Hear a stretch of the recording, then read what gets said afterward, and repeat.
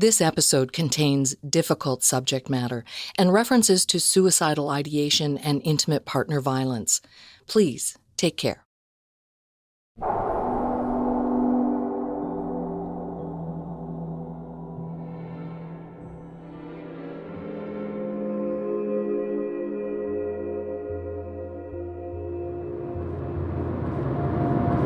So we're just coming up to Sussex here. This is the old road. There used to be a gas station there. It's gone now.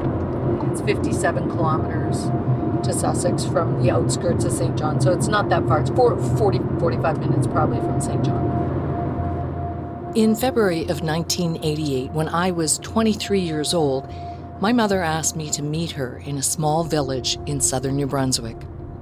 The meeting, like so much else in our lives, was to be a secret. I shouldn't tell anyone. And of course my mom had said to stop at the gas station, to meet her at the gas station. So I did. And her car was already in the lot when I pulled up, and I got into her car, and that's when she passed me the note that said, "Don't say anything, just take off your jewelry and put it in the envelope, and I'll tell you later." It's like, whoa, here we go. This is going to be even crazier than I thought. My mom, Ruth, had told me it was time. She was going to answer the questions I'd been asking for more than a dozen years. What the heck is wrong with this family? Why is everything a secret? Why are we always having to, drop everything and leave the house or move across the country? So yeah, I was excited. It's like, okay, finally, we're going to find something out here. It was a short, silent drive from the gas station to an old motel, the Bluebird Motel. She had a key to one of the rooms. As I walked in, the interior door to an adjoining room opened. Through the door walked a man I hadn't seen in years, who I thought I'd maybe never see again, even though for so long he'd been like a father to me. I was stunned. I was about to hear a story that would turn my world upside down, one that would call into question everything I thought I knew about my family and the secrets that had haunted us from one coast to the other. Every family has its secrets. My family's secrets kept us on the run for almost 2 decades, looking over our shoulders, fearing for our lives. This is where the circle begins. Secrets are terrible. There's people out there that want to do us harm as a family. Just stay inside. Sooner or later, your reasoning is swamped and you begin to accept anything that you're told. I remember you calling me quite scared. You said it's the people that have been watching, and now they know where I live. And that was the start. And after that, it got even weirder. I'm Pauline Dakin, and this is Run, Hide, Repeat. Episode 1, Don't Tell.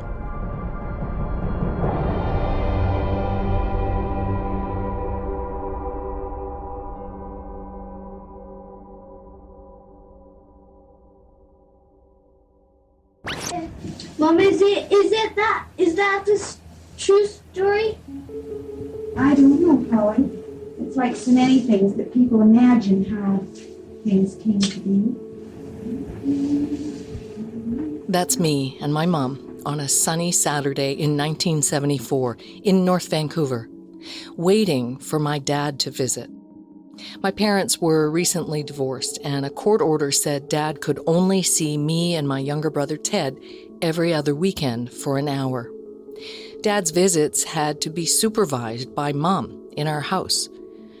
It was often an agonizing wait. We were never sure whether he'd show up or not. Think back. Do you remember anything from living on Patterdale? Yeah, a little bit. The dog. Yeah. Mostly. My brother, Ted Dakin, is 2 years younger than me. I recorded this conversation with him a few years ago when I was trying to sort out what had happened to our family. Do you remember when he would come? I have recordings. Mom recorded it. When he had visitation. Mm-hmm. Do you remember him coming to our house? Not really, no. And certainly don't remember her recording it. Oh, you wouldn't remember? She didn't. She And do you hid it. still have these recordings? I have. Wow. Yeah. That would be something to hear. So what? Dad's here. Well, how are you doing? Recording my dad's visits might sound paranoid, but these recordings were my mom's way of watching over us when she couldn't be in the room. So what have you been doing now since I saw you last? How's school? She also recorded meetings she had with Dad to talk about the visitation arrangements.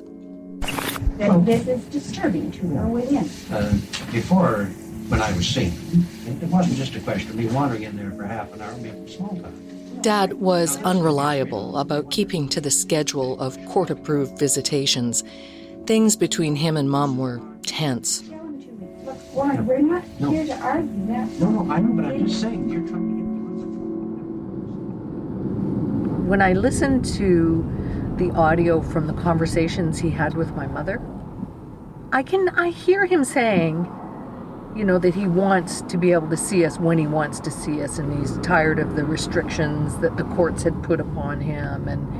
And I think you can read that two ways. One is, he misses us.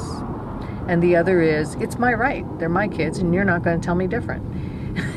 and I don't know how much of it is. Because, I think the truth is he wasn't that comfortable around kids. And you can hear that in the recordings where he's visiting with us. He has no idea how to be with kids. Mom, where's my grade 1 picture? Yeah, well, I think I've got to scoot along. Maybe I could see those next time, eh? Well, that's an awful lot of pictures to go through, isn't it? How would you like to get my coat for me, sweetie? Pauline? Let me just have a quick glance at that, and then I must away. This is my grade 3. I don't know who I am. Guess what color is your grade? My dad was an investor and real estate developer from an affluent family. By the time he met my mom, he was successful, established. My mom was a prairie girl from a rural village. She grew up poor, moved away and got a job as what used to be called a stewardess.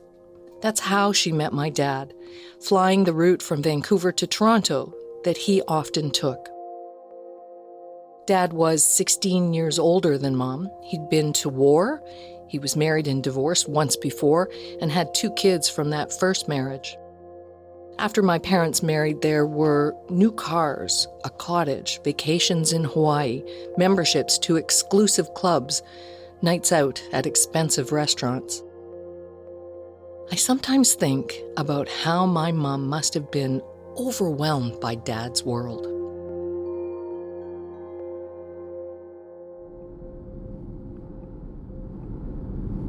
So we're just coming up to the Lionsgate Bridge and going to go through Stanley Park. And judging by traffic, we'll be here for a while to enjoy it. I'm in Vancouver, driving to the house my younger brother Ted and I lived in when our parents, Ruth and Warren, were still together. That was our house. It's right there with the gorgeous gardens. Yeah, it's beautiful, eh? We park in front of the fancy Tudor-style home. It's typical of an upscale subdivision in the 60s or 70s. Homes for the upwardly mobile. It's really beautiful up here. My bedroom window looked up at the mountains. And I remember somebody saying to me about how they found it claustrophobic to be in the mountains.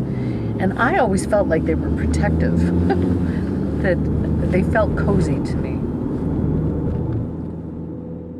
I have some good memories of that place, of spending time with my mom in that house. She loved being a mother, making a home. We didn't see that much of my dad, Warren Dakin. Even then, business often came first. It really was, in many ways, the Mad Men years for our fathers. They were both downtown guys. They worked in the investment business. Pat Crow used to babysit me and Ted. Our parents were close friends before my mom and dad divorced. And yeah, there was certainly affluence around. And yeah, for Ruth from the prairies, it must have been strange. There were lots of liquid lunches at the time.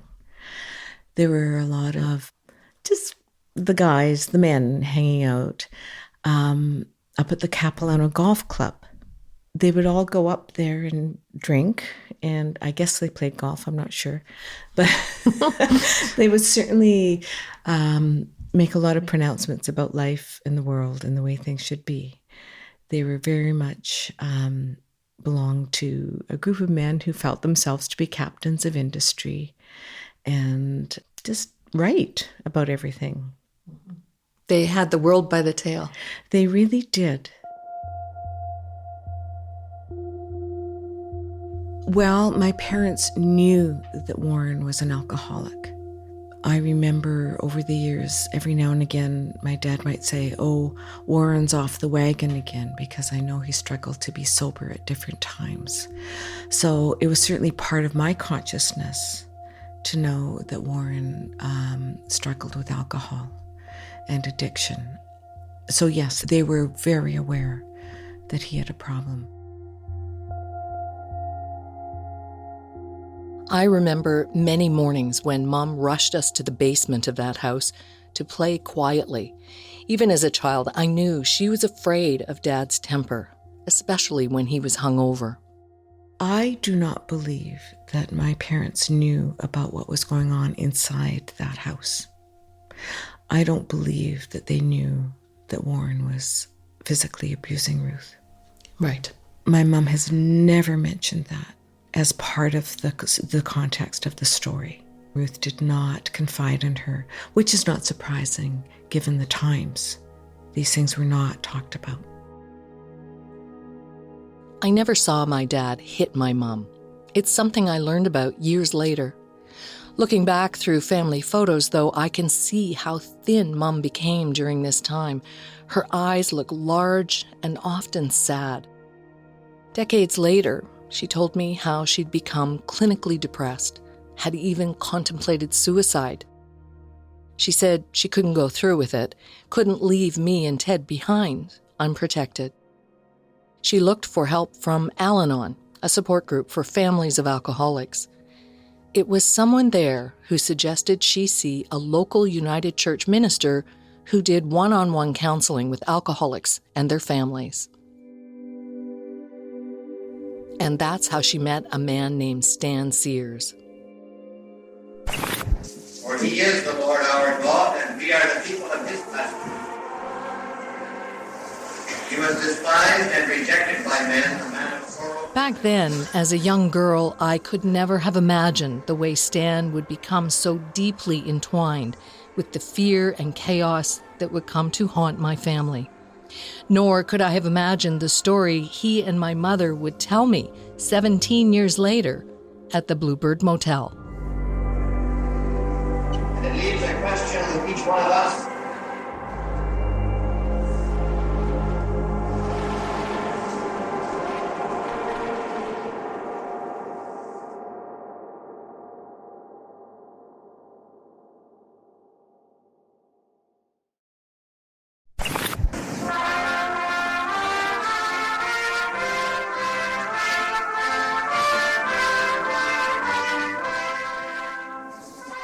From that first Easter morning, the good news of Christ's living presence has been proclaimed to the world. That's the Reverend Stan Sears. It's hard to make out on this old cassette. You can hear how worn it is, but he's preaching his Easter Sunday sermon in 1971 at St. Andrew's United Church in North Vancouver. The first two words in verse 7 of the last chapter of Mark. I was 7 years old on that Sunday, and I was in the congregation, along with my mom and my little brother Ted. It was just over a year after my parents separated.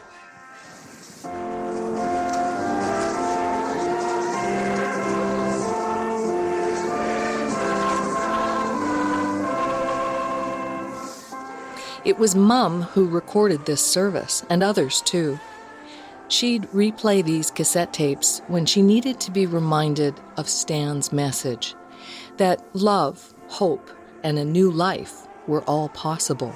You can interpret it as a spiritual resurrection or a bodily resurrection. I don't think it matters.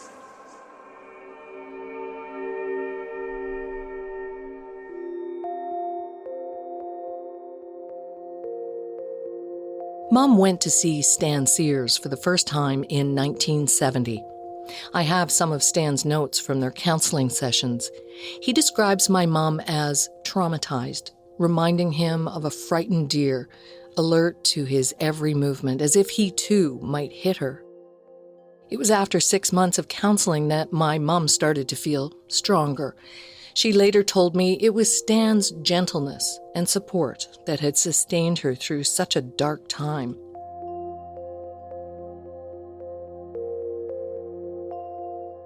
Mum and Dad divorced. We moved to a less fancy neighborhood, and a year later, another move to a smaller house.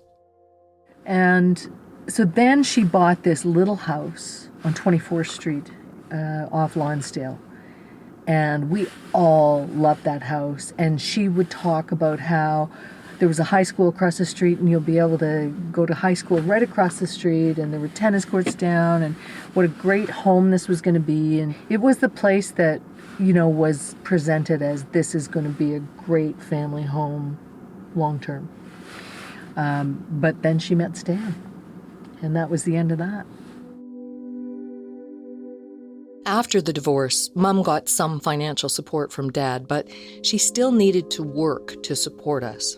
Again, Stan was there to help. He offered Mum a job as his secretary at his church. And then Stan and his wife Sybil started to become family friends. We had meals together, went on weekend or holiday camping trips. You know, he was the minister of our church. So when we'd go to church, obviously he'd be up front and there'd be hundreds of people at the time. And he was a bit of a bigwig in my eyes when it came to, you know, he was the minister. So it was interesting to have him in our lives. This bigwig minister was spending time with our family. It was nice. My brother Ted remembers how Stan and Sybil became big parts of our lives, Stan especially. For me, it felt like father and son time. You know, the things that he would teach me, whether it was he came over one night to teach me how to fight in hockey, believe it or not. When we went camping, he would teach me how to light the fire, cook on the fire, the things that, you know, your stereotypical father would do with his son. So he was definitely becoming a father figure, or a surrogate father, because my dad wasn't like that. So they were very, very opposite types of people. Stan was, you know, I guess one might say more emotional, more in touch, I suppose, with what it is to be a father. Early on, he took me to this father-daughter tea. And always, you know, back before we got smart about these things and realized not everybody has both parents around, there were always a lot of events that were, you know, mother-daughter, father-daughter, father-son, and they were difficult, and you dreaded them. And I just remember feeling so grateful that he was there, so I didn't stick out as the one person without the father in the room. But also, yeah, he just expressed interest, and I always liked it when I saw his car in front of our house. Absolutely. Mm-hmm. Yeah. This was a time when it felt as though life was settling down, and we were finding a new groove with our new friends, the Sears. But it's also a time when strange things started to happen. Do you remember when Mom emptied the fridge, the food all had to go? And I seem to remember it was that it got unplugged and the food spoiled, but that could have been a different No, that's different what time. she said. Yep. Yeah. I guess a fridge can come unplugged, but I remember how frantic Mom seemed about pulling everything out into a garbage bag, and even then I knew the ketchup and mustard would not have gone bad. That was the same house that we lived in where we had to wash our feet one time and then put plastic bags on them to walk out of the house. I know the story. I don't specifically remember that, but it doesn't surprise me. Yeah. Do you remember the hike up Mount Seymour? Yes, I do. 20 feet of snow into the back country, into some little, I mean, it was beautiful. I'd love to go back there someday. I remember it was beautiful. Yeah. The Great Escape.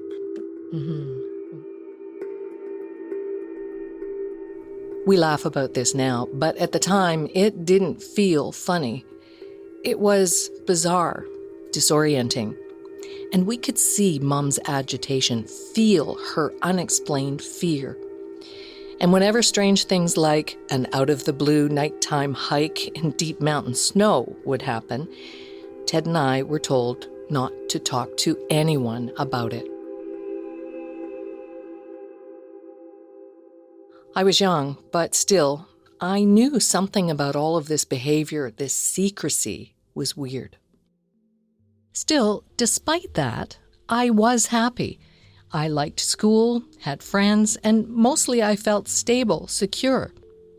Until the summer of 1974, the year I turned 10. That's the last time I thought of my family as normal.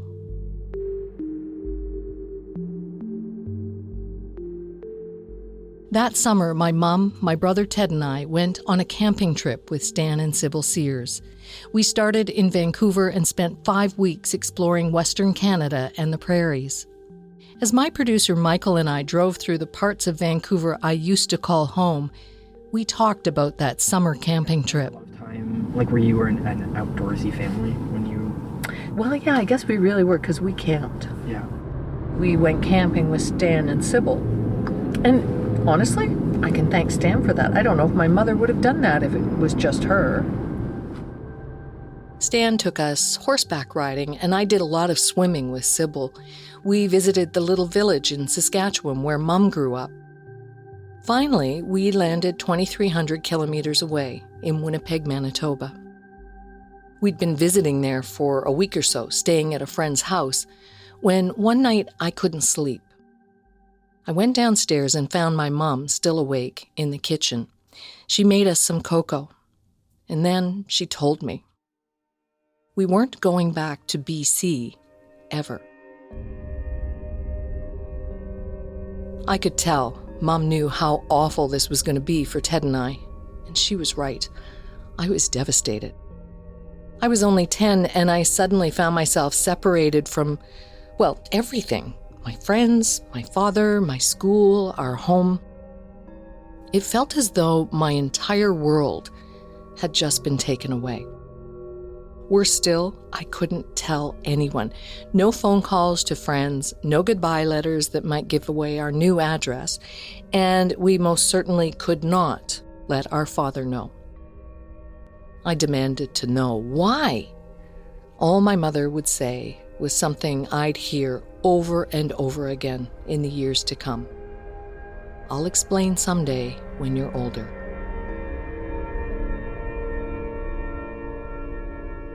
But Mom told us there'd be one familiar thing going forward. We weren't making the move alone. Stan and Sybil weren't going back to BC either. Was it weird to you as a kid that Stan and Sybil weren't going back to BC either? It did strike me as odd, really. I knew that our family was close, but we had family back in BC. And there were maybe family issues, certainly issues with my dad, but it seemed so strange to tie ourselves to this other unrelated family. Yes, they were close friends, but, people move away and leave friends behind all the time. Other strange things started to happen as we settled into our new lives in Winnipeg. They started small. My mom would sometimes wake us up before school and tell us plans had changed. She wasn't going to work and we weren't going to school, and instead we'd be having a picnic or maybe going bowling. I remember being parked near a field somewhere eating a picnic sandwich. It's like, why did we come here and not to school today? Yeah. I think we were probably not that unhappy about it. Mm-hmm. But it's still a little bit strange. Yeah. No kidding. Yeah. It was during this time, as these odd things started happening around us, that our family became even closer to the Sears. Church services, holiday dinners, more camping trips. And these strange things occurred when the Sears were around too. I remember going to their house for dinner and being told that we'd be sleeping over. Even though it was a school night, I remember thinking, this is so weird. Ted and I went to bed that night and were awoken by a terrible racket in the basement. It sounded like chaos. The crash of objects hitting the floor and walls below us, voices, agitated, angry voices. Ted and I were panicked. What was happening? Stan and Mom and Sybil were there to reassure us. Don't worry, they said, even though they looked pretty worried. It was just the dog, upset about something. Go back to sleep. What do you remember about that night? It was a little scary, not knowing what the heck was going on downstairs, because it didn't sound like a dog making a racket at all. So no, it was just another one of those unexplained, strange things. Yeah. Ted and I were young. And kids are resilient, so we adjusted to things the best we could. But nights like the one we spent at Stan and Sybil's, and the absolute secrecy that was demanded of us, that made Ted and I aware that our family was different.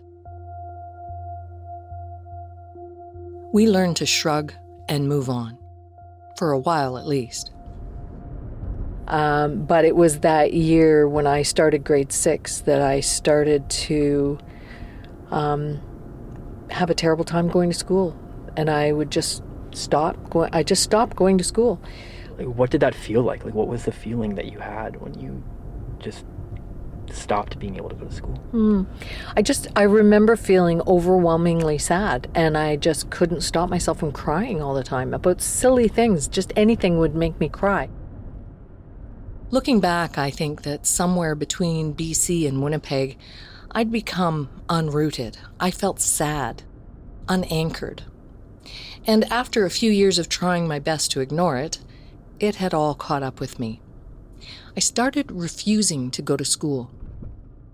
I was diagnosed with clinical depression and was out of school for 6 months.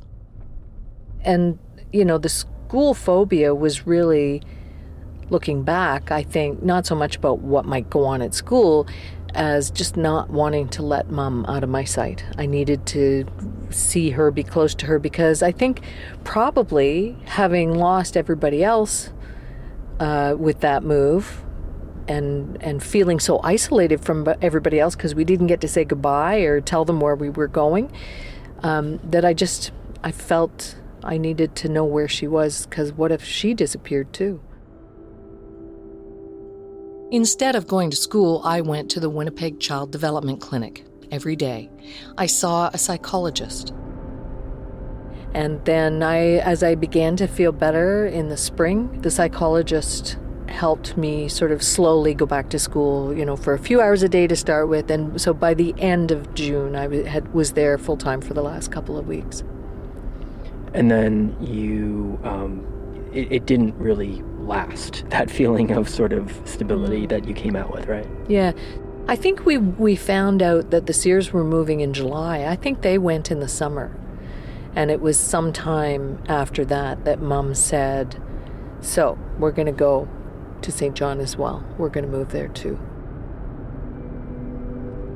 It came out of nowhere, but then, once she said, we're going to follow the Sears, I think it was like, oh, this again, Once again, Ted Ted and I asked the same question. Why? Why were we moving to St. John, New Brunswick, of all places? And why were we moving with the Sears? I was old enough to know this wasn't normal, that something very strange was going on. Years later, at the Bluebird Motel, my mom and Stan would finally give me an answer. We were in danger, on the run, sworn to secrecy. Dangerous people were after us. My mom was in fear for her life, and Stan? I'd soon learn that he was there to protect us.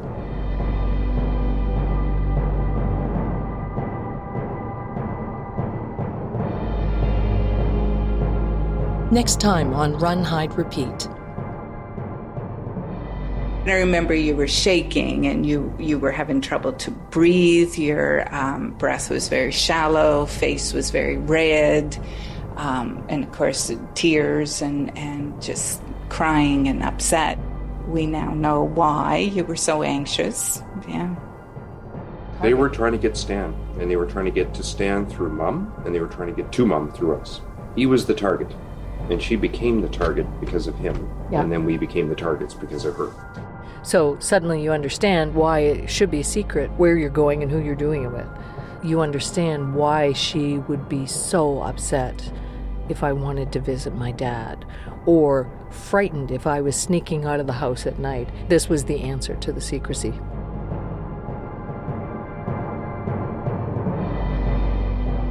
You've been listening to Run, Hide, Repeat from CBC Podcasts. I'm Pauline Dakin. The show was written and produced by myself and Michael Catano. Graham McDonald is our associate producer and sound designer. Roshni Nair is our coordinating producer. Special thanks to Eunice Kim for her help with this series. Our senior producer is Willow Smith. Our executive producers are Cecil Fernandez and Chris Oak. And Arif Noorani is the director of CBC Podcasts.